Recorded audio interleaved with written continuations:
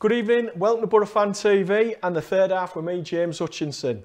Joining me on tonight's show is former Boro, Darlington and Bristol Rovers goalkeeper Andy Collett. Welcome to the show, Andy. Just as we were having a chat before we came on air tonight there, your debut for Boro was 25 years ago now. I'm not making us sound old or anything, and I remember I was there watching you. Sheffield Wednesday, wasn't it, at Hillsborough? Yeah, it was, 25 years ago when I was 19. Yeah. Yeah, flies past, doesn't it? Yeah, it does. You definitely made me feel old. Sorry about that, mate. But you won. You were on the winning team that day, so that wasn't bad, was it? Yeah, we won that day and we got relegated that day, yeah. So, well, yeah. But it was, like I said, it seems like yesterday, but massive game for me at the time. A young lad, and we needed to win. Yeah. But yeah, it was just nice to make my debut playing for me hometown club. Fantastic so, stuff. Memories, yeah. Brilliant. Well, we'll have a chat with Andy more about his career later on. Obviously, we're going to look at Saturday's playoff game with Aston Villa, the first leg at the Riverside, where we just came up short and we lost 1-0.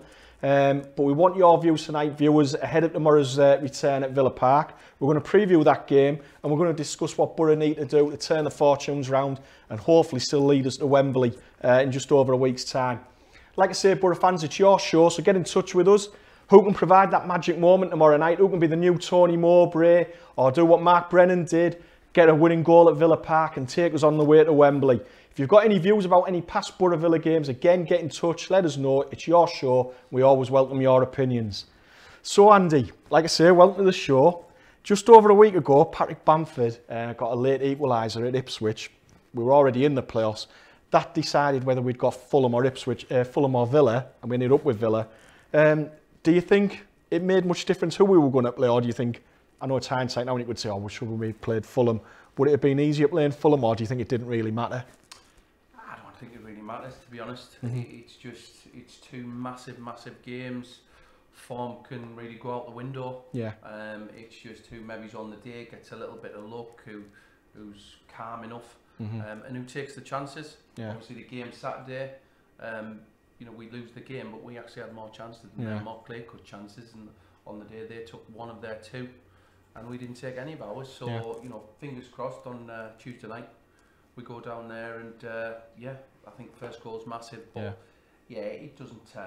I don't think it matters who you play. It's just on the day. Because I think this year, if you look at the playoff teams that are in there, all four of them are pretty strong teams. Arguably, probably the strongest playoff setup ever in the Championship. You've got ourselves, Derby, Fulham, Aston Villa. Four quite strong teams there, isn't there?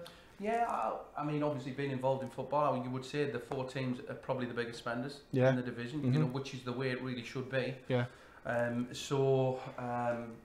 ended up, being obviously not going up automatically, but it's out of those four, it'll be very close probably as to what they've spent, what the wage bill is over the course of the season, and obviously it's a massive game or a massive chance of going up the Premier League and the money that comes with that. But it's like I said, it's there's a reason why those four teams are up there. Yeah. And money has a massive, part in that. It does. Yeah. Before the game on Saturday, Tony Pulis, which I don't think he's done before this season, he came out and named his team over a day before the game, and he said it was going to be an unchanged lineup from the Ipswich match. Did that surprise you that he named his team so early, or?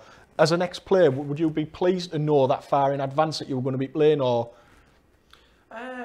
Probably. I mean, being a goalkeeper, obviously, unless you were injured or you just, you were the number two. Yeah. You knew whether you were playing or not. But I actually think that's quite a good thing. I think with such a big game as well, you don't want players not sleeping on the night. There's going to be nerves. Am I in the team or not in the team? And I think, I'm not a massive lover of the manager getting, or not even naming his team until 1:30 on the day. Yeah. I think it just keeps players on edge, and I think what he's done is he said these are the guys that I'm going to send out there to try and get us the result. Yeah. And if he's done it a day early, there might have only been one or two sort of places that were up for grabs anyway, really. And I don't think Aston Villa would really change their team depending on him putting his selection out there early, but. I don't think it'd make a difference really. Just going back to your debut, how did you find out you were going to play that game at Sheffield Wednesday in '93? Did you find out like a long time in advance, or when did you find out you were going to be playing at Hillsborough? No, what we did was Stephen Pears was going to do a fitness test. Yeah. And actually thinking back now, I think in hindsight I broke a finger. Right. So I think Stephen Pears was a little bit sore, struggling, and it was, look, me, Ben Robertson, Steve Pears travelled down. If Pearsy fails the fitness test, you're going to play. Ben, you're going to be on the bench, and that happened. Pearsy went out 1 o'clock, come in 20 past 1, not fit. So not much time to get ready for that then, eh? Not much time to get nervous, but yeah, I didn't sleep too great the night before, but like I said, you know, it was just it was a great opportunity for me, you know, being a Boro lad and playing for your own town club. It was a big game, obviously 27,000, but yeah, fantastic stuff. To make my debut. Of course it is. Going back to Saturday in the Villa game, I thought we made a bright start, but without really testing them. We had plenty of possession, and then we fell behind to that goal by Jedinak from a set piece. That'll have really frustrated Pulis, won't it, being the manager that he is, and he puts a lot in store on set pieces to let a goal in like that, won't he? Yeah, I mean, look, they had probably 3 players over 6'2", 6'3". Yeah. Jedinak was one of them. Yeah. And he gets a free header at, the near post. Yeah. Extremely disappointing, and when you go through your set players, as you will have done Thursday, they'll have been up on the board in the changing room, for him to get a free header there, especially someone like Pulis. Yeah. You know, he's not going to be happy, and I'm sure at half time there was a few harsh words said, because like I said, one opportunity like that puts you on the back foot. Yeah. And then you've got it all to do really at home, and like I said, it's not rocket science. He's 6'4". Yeah. So I don't know who was supposed to be marking him, but he shouldn't have been getting a free header there. I mean, Lee Bailey's just come in. Thanks for the message here, Lee. And you said he couldn't believe there wasn't a man on the back post. Would you always have men on your post when you were a keeper, Andy? No, actually. I mean, what I like to do is I like to sort of have a man in the near post area and a man at about 6 yards out on the 6 yard line, because a lot of balls do come whipped into that front area. Yeah. So you almost protect that front post area, so that the player has to put more height on the ball. The thing is, you usually have a man on the back post once someone's got their header to clear it. Right. But if you almost take the cause away and you prevent it by putting someone in that front area, you don't need the man on the back post. So that's the way I like to line. Yeah. And then you can leave 2 up top for a break. But like I said, it's you just expect that if you're marking Jedinak, you don't get a free header. And from watching it at the game, he got a run on shot in there, didn't he? He shouldn't have got that free. On him, and he seemed to head it quite cleanly, and no one really within a yard or 2 of him, which is disappointing. Yeah, it is. Yeah. I mean, talking about Jedinak, and if you look through their team there's a lot of experience in that Villa team. And I think it took us a while to clear our heads a little bit. For 5-10 minutes, it looked as though we didn't quite get back into the game. But then just after that, we created some chances which Britta Sombolongi, you would have hoped, might have taken one of them on the day. Yeah, definitely. That could prove to be quite costly, couldn't it? That massive. Yeah. It doesn't matter what level you play at. If you don't take your chances, you're going to run the risk of losing the game. And both penalty boxes. They had 2 chances. They took 1. We had probably 5 chances. So we didn't take any. Yeah. So whatever level, whether it be Premier League, whether it be Northern League, you need to take your chances. Yeah. And we didn't, unfortunately. So fingers crossed Tuesday, if we get the same amount of opportunities, we take a couple of them. Yeah. And as a keeper, you must have appreciated that save by Darren Randolph just before half-time from Robert Snodgrass's effort. Some save that one, eh? What a save. I mean, Darren Randolph has been fantastic for me. I mean, he's almost like unsung hero, obviously being a goalkeeper. Yeah. He's not a ranter and a raver. He's quite calm in his game.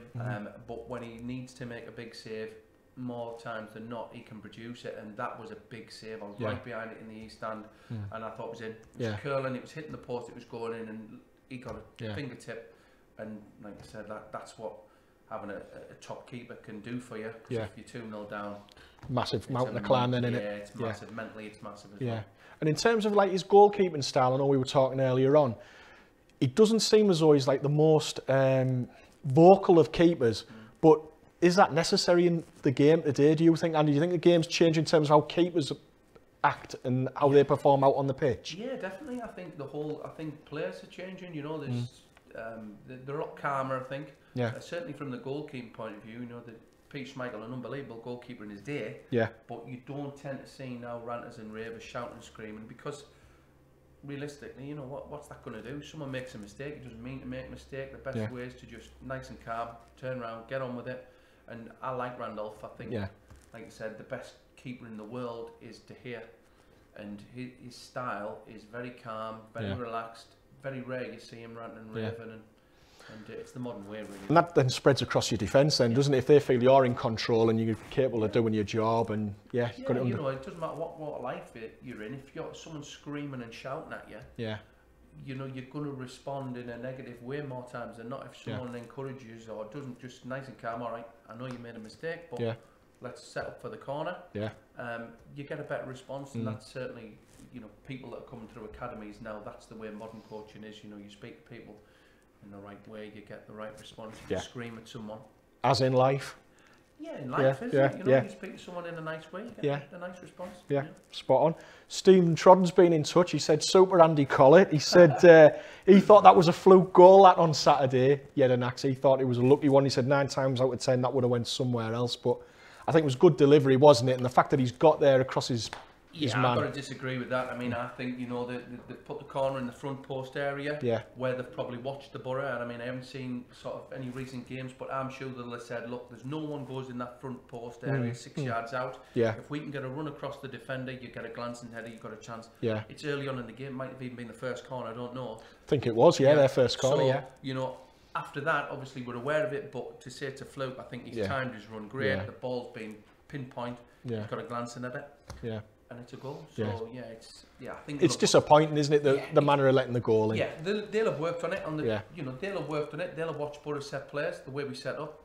And also we'll have worked on it. And you know, and one of the things that, like I said, Pulis will have said is, whoever's marking Yedinak or John Terry, make sure he doesn't get a free header on Saturday. Straight away it happened. Free header, Then the second half, it seemed to follow the similar sort of pattern. I mean, we had a lot of possession. I think we looked back, we had 62% possession over the course of the game. I know it doesn't count for anything, but it just seems as though we lacked a bit of a cutting edge on Saturday. And that's maybe been a bit of a problem during the season.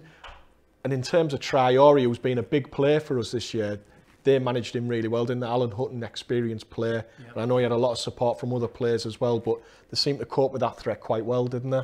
I think they did well, I think Traore, when he started the game, he was playing on the right. And I think Hutton kept him pretty much quiet, and then he switched over to the left, and he got a little bit more joy coming inside. And I think what Bruce did well, to be fair, the second half, he switched his fullbacks. He put Hutton back on him, because I think Hutton was the more sort of naturally aggressive player, and tried to shackle him really, and you know, he huffed and puffed, but they did a good job. I mean, he's our main player. Really. He's the one that sparks the crowd up. He's the one that, you know, gets you things, and he occupies defenders, and Saturday they cope with him well. And then we lost Danny Ayala not long after that. Do you think that's a major blow for us tomorrow, Andy, if there's no Ayala, as it looks as though he's going to be missing? I mean, he's a big player for us. He's big on set players, but I think, to be honest, watching the game, I didn't think it affected us too much. I think I personally like Shotton, who's a centre half, 6'2", 6 foot, as a centre half. Rather than being at the right back. Because no disrespect to him, I thought he was given a tough time on Saturday. I think as soon as he moved to centre half, he looked comfortable. He didn't have the ball at his feet as much, and we brought Fabio in. And I mean, I think watching the game, he slotted in great. I mean, he's a player. He's a real good player for me. He's aggressive. He's attack minded, and I actually thought although we lost Ayala, I thought he actually probably made the team a little bit more balanced. That's a good shout. Steve Trodden again's got in touch with us. He said, if Ayala's not fit, do you think Pulis will play 3 at the back tomorrow with 2 wing backs, or do you think he'll just go with his 4 at the back and stick with his 4? He tried and for me, tried and tested. Because you have one player, like I said, the natural centre half going in, who was playing right back, goes now to naturally centre half. For me, just keep the back foot, because I thought they looked better. Andrew Will, Richard Hill, I'm talking about rugby union there. Andrew Will, he's got in touch with us there and said Boro should drop a friend in a Sombalonga tomorrow night. Do you think there'll be wholesale changes tomorrow, Andy, do you think? Or do you think, no? No, I mean, George, he wasn't at his best on Saturday. I think he may change the Sombalonga. I think, you know, he's missed a few chances, and you've got Bamford waiting to come on. And what I thought about Sombalonga is, I mean, he's playing up against John Terry. He's 37. He doesn't like being moved. He doesn't like being turned in behind. And I thought Brett tried to really pull up against him. And he's 6'3". He's a big, strong lad. He's not going to be out muscled by a Sombalonga. I think Bamford can run him. I think Bamford's a bit more mobile. So I think it's potentially a good shout that, yeah, to move them around a little bit, which is what we need. I think he may bring Bamford in, but yeah, as for Friend, I think George, I think he'll be in. Okay. Yeah, because I think there'll be enough change if you've obviously lost Ayala. I don't think he'll probably change 2 out of that back 4 tomorrow night. They've been on a great run. They've been on a good run as well, and I think, you know, there's no need to. Yeah. You know, yes, we got beat, but on another day we could have won that 4-1. I know would have, could have, but we did have 3 or 4 chances, and you take one of them in, it's a different game. Yeah. Like you say in the stats, we had actually 62% possession. Yeah. And apart from Grealish, who was a player. Yeah, I was just going to say, who impressed you for Villa on Saturday? I mean, he was good, wasn't he? Yeah. What did you like about his performance, Andy? I just thought he was brave. He went everywhere to get the ball. He used the ball really well. Yeah. He was probing. He was box to box. Yeah. And I actually hadn't seen much of him. A few of the lads that we work with, they know a lot more about him than me. But coming away from that, what a player I thought he was. Yeah. Apparently he's been on the radar. He's had a little bit of tough time off the pitch. Yeah. And if he gets his head on, I think he could be a real top player. Yeah. No, he was impressive, wasn't he? Like you say, I think defensively they coped quite well with us on Saturday, but I don't think we were at our best, were we? Well, they sort of sat in, didn't they? It is hard to break teams down when they sit back, and they sat really deep. I thought. I mean, it's when they've got 2 banks of sort of, 4 and 5, and they're not wanting to be broke down. They're heading things, kicking things, getting out, getting the ball away. It is tough, and you need someone to maybe, rather than just shot balls into the box, you maybe need a little creative spark. Gaston Ramirez who could do that. Yeah. I think Besic is the man for that, but certainly, obviously, Ramirez was a master of that. Really, create something out of nothing. Yeah. But yeah, it's a different game Tuesday. Yeah. It'd be interesting if we get the first goal, the game's open. Of course it is. And like I said, it's just on the night. Yeah. I think people are a bit doom and gloom, but hey, it's a big place to go. But they got an early goal, we can get an early goal. Yeah, sure, of course we can. Phil Conway, I think, just picked up on that point as well. Thanks for getting in touch, Phil. He said that we maybe need to push Besic a little bit further forward if he plays tomorrow night with Bamford, so you can support Bamford. I think that would be a good shout, that, because you could see the effort again there from Besic on Saturday, and he looked as though he was getting a little bit frustrated towards the end of the game because things maybe weren't working out. But like you say, there's still time to turn this round, isn't there? Yeah, definitely. When you're not getting much joy and you've got one up top, which is what we had Saturday, the gap between sort of him and Besic, him in the midfield, is, even if he is holding the ball up, it's taken a long time to get support up there. So I think we'll definitely, he'll try and almost play him at the top end of the midfield. Yeah. And again, that's where he's probing, that's where he's going to create things. If he's playing at the deep part of midfield, he's not going to create much there. So we need to get him up the pitch, support whoever plays up top, and I think that's the best way to move the 2 centre halves around. Yeah, good shout. There was 1 or 2 comments over the weekend about the crowd at the game. It was just under 30,000, and some people were saying, they were surprised and thought that was a low crowd. Do you think there was a reason why the game didn't sell out, Andy, or do you just think that's actually still not a bad crowd?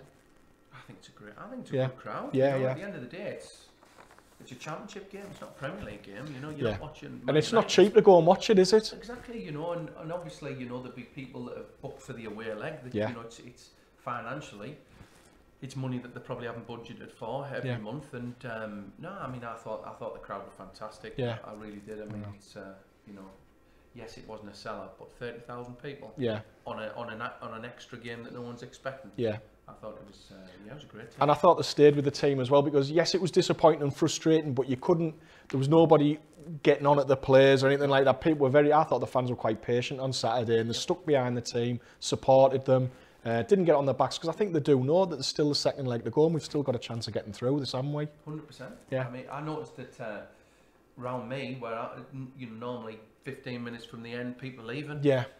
Very few. Yeah. Because like I said, the fans are trying to get behind the team. It's a massive, massive game, pushing right till the final whistle goes. And I thought the fans were, top draw. Yeah. Got behind the team, and as obviously the travelling fans will do at the weekend. On Tuesday night, they'll go and they'll cheer on the team, and fingers crossed we get a positive result. Fingers crossed, Andy. Yeah. Before we leave Saturday, I've got to mention, going back to the old goalkeepers union, Leo Percovich. Yeah. Absolutely, what a man he is. It's just outstanding, isn't he? Unbelievable. I mean, obviously I'm a goalkeeper coach as well, and and I'm a dad. Yeah. And you know what Leo has gone through.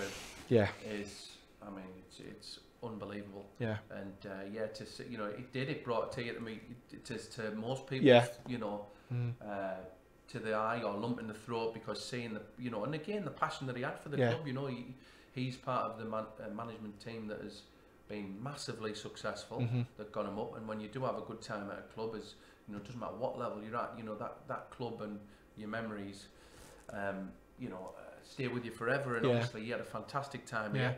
Shortly after, he's obviously gone abroad, and he's had the tragedy that he's had, and you know, from where he is, the support that he's had from the fans through social media, things like that, and that's why he's come back. And watching him do that, you know, at the weekend, I thought was fantastic. And I thought it set the tone. I thought, you know, everyone watching that, the crowd was up, the crowd was raring to go after that. And like I said, you know, inside, what he's going through, you don't know, but fair play to him. I thought it was a fantastic gesture, and he'd be a legend with the fans forever.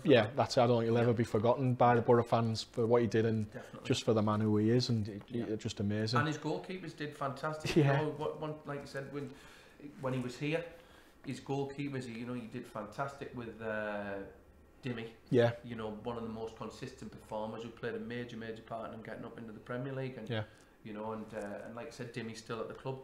So I think, he's done a great job at the club, and the fans will always remember him. No, brilliant, good shout. So Boro fans, it's on to Villa Park now on Tuesday, a venue where Boro have yet to concede this season. We've been there twice, 2 visits, a win and a draw. How would you set up if you were Tony Pulis tomorrow, Andy? What would you do? Keep it pretty much as it has been, 4 at the back. Yeah, definitely. I mean, managers, I've seen it loads of times with managers, working for managers, you know, all of a sudden they start to chop and change everything. And they start to panic a little bit, if I'm honest. And there's no need for it, is there? There's no need, you know, they've been fantastic. Like I said, the game Saturday, it was just the tale of sort of 2 18-yard boxes. And on Saturday, we didn't take our chances. If we do the same, why change the team? You know, yes, he's got an injury to Ayala, but I think you'd move Shotton across, you'd put Fabio in at right back. The only change I'd make would be Bamford. That was it. And as a striker, he's got to be sitting on the bench thinking, "Come on, Gaffer, give me a shout." You know, and if he doesn't, you know, like I said, Bamford's been on. You know, he's had a decent second half to the season, and he'll be raring to go if he's finished the game the other day. And I personally think that, like I said, he's probably more mobile. And I think he'll cause their 2 centre halves more problems than Somberlonger. Well, good shout. So we were just talking earlier on as well about your own playoff experiences, because you've had a few experiences in the playoffs. Do you want to tell us about them, Andy? Unfortunately, I've got to 2 playoff semi-finals. One was when I first left Middlesbrough and I went to Bristol Rovers, and we got beat in the final at against Huddersfield at Wembley. And then I played in the playoff final against Hartlepool. Against Peterborough. But we'd had semi-finals against local rivals Hartlepool, and they were massive games. Will have been, And a lot of pressure. And even at that level, you know, a lot of pressure, and we managed to get the final, but unfortunately, got beaten both. Well, 100% record in semi-finals, mate. You don't do a bad job in the semi-finals. Well, like I said, I mean, the way I looked at it, I just thought, well, it was a bit of a waste, really. It was nice to play at Wembley. But to get there and lose is really, like I said, it's gut-wrenching, really. So sort of after it was like, well, it was nice to play at Wembley, but we got beat. So, but big games, nice to look back on your career and, you know, have a couple of big games that playing. But like I said, the lads will look on this one, and if we don't go, you know, if we don't get there, you know, fingers crossed we do get there. And we push on again next year. But let's hope. Still got this chance, haven't we? Yeah, we've got a massive chance. Definitely. In terms of a player's opinion or views or outlook on the game, how do you think the Villa players will approach it? Because they're at home tomorrow night. They've got 40,000 fans there. They're a goal up. Do you think they could get caught between 2 stools and think, right, we've got all this backing behind us. Do we go out and play a little bit more on the front foot than we did on Saturday? Or do you think they will sit off again and play it as they did on Saturday? What do you think they might do, Andy? I mean, look, they're a good side, and I think they're playing at home. They've got 40,000 fans behind them. I think they'll be positive. I don't think they'll sit in. Right. I think they'll be positive. I think the manager will say to them, look, let's go and let's attack these guys. They need to chase the game. We do need to chase the game, so we're potentially going to be playing against counter-attacks. But no, I think early on in the game especially, I think he'll say, right, let's, you know, we finished in the playoff positions for a reason. We're a good side. Let's attack them. Yeah. And yeah, I can't see him sitting at home. And like I said, they're at home. You know, they're in a good position. They are. You know, I'd rather have the goal behind us. Of course you would. Yeah. You know, and so, at home. Yeah. Yeah. So they ain't going to sit back. Yeah. They're a good side. And I think they'll come out and they'll attack us. Yeah. Yeah. Thanks for getting in touch, Trisha Jones. Trisha's just asked, do you think we tend to favour the left-hand side of our team playing on that side over too much, or overemphasise on playing on the left with George and whoever's in front of him if it's Traore, because it usually is?